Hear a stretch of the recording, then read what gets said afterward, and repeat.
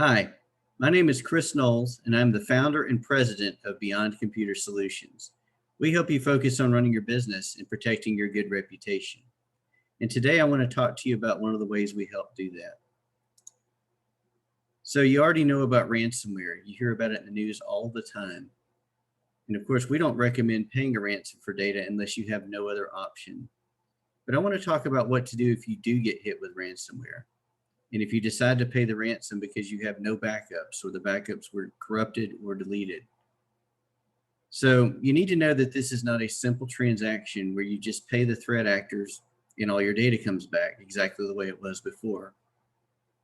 Even if the threat actors do give you your data back after you pay this ransom, you may have at least 100 to 400 hours worth of work to do in order to get things working again.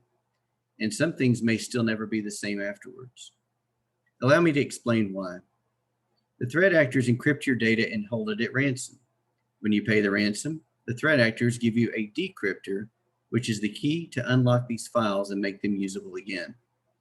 Unfortunately, since the threat actors are not Microsoft quality programmers who write this software to decrypt files, you may have to spend hundreds of hours working with software companies and IT professionals to restore your database files, or in some cases, you may have to rebuild entire servers or desktops from scratch. In most cases that I have seen recently that I've been involved in, some files are corrupted so badly that they cannot be recovered at all. And the threat actors disappear, offering no additional support to troubleshoot their software decryption tool after the ransom is paid. As you can imagine, this can be devastating if you have paid significant money to the threat actor and you've also paid for hundreds of hours for outside help and you still cannot recover business critical data. This is why having a good cybersecurity insurance policy for at least $1 million in coverage with cyber extortion is so critical. If you've already paid the ransom, though, where most of your data has actually been recovered, but you're still having problems opening some of your documents after the decryption tool has been run, I do want to give you some tips that may help. Before I mention these things, you must ensure that you have already worked with the cybersecurity incident response team to make sure that you have containment of the threat and to prevent reinfection. So if you've done that, I'm going to give you some suggestions.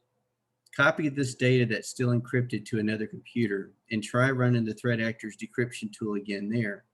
Sometimes it will work if you just change computers, especially if it's another version of Windows. Number 2, make a backup copy of the data of all the files that end in .crypt and try renaming them back to the original.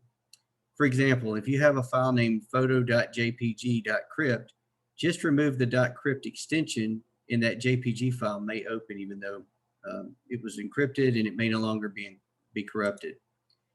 You can also check for older backups. If you have data such as photos that have not been changed in months or years, you probably have them backed up somewhere on another hard drive, older computer, or maybe even cloud storage. Just restore them. If you have data in Dropbox, OneDrive, or one of the popular file sync and share utilities like this, if the files in there get encrypted, in most cases you can recover those files because they automatically back up certain files. So contact those software vendors and you may be able to decrypt. Finally, you may have to go back to the threat actor and ask for help. They will sometimes offer 1 or 2 incidents of support to help you get things decrypted. So why would they do this? Well, you did pay them well, and these threat actors want to have a reputation of giving the data back so that they can keep, targeting other businesses and getting the ransoms paid. If you've tried everything you can and the files are still encrypted and you can't get a hold of the threat actors, just archive them to an external drive and just hold on to hope that there may be a third-party decryptor available someday to decrypt those files. Or cut your losses. Those files probably not going to be recovered. Finally, you must take action to ensure this doesn't happen to you again.